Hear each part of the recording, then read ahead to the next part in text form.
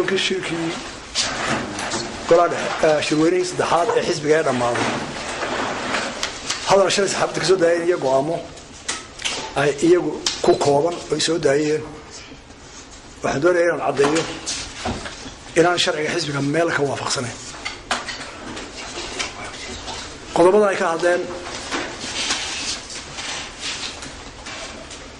badankoodu may ahayn wax shirki soo qaaday iyo go'aamo shirki leeyahay sidaba shir guddoon shirweyne wuxuu shaqeeyaa awood leeyahay waa inta shirku fadhiyo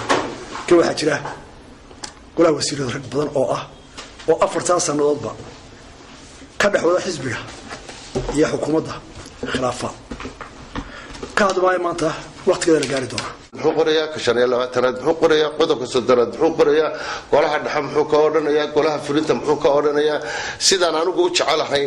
la noqon mayso sida Muuse bixi u jecel yahay la noqon mayso si cali jaamac kale uu u jecel yahay la noqon mayso waa sida uu isagu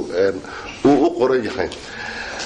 soo gudbiyay mushkilad fara badan ma laha gudoomiyuhu sida uu sheegay ururintooda iyaga loo diray waxa hawsheedu halka ay ku jirto waa la eegayaa gudiga fulintuna min shacabka tubaya inaan tuminba nin wax magacaabiya inaan magacaabinba gudiga fulinta ee xisbigu waxa ay ku caddahay qodobka 24 ee dastuurka qodobka 24 ee dastuurkuna waxa uu siinayaa gudoomiyaha xisbiga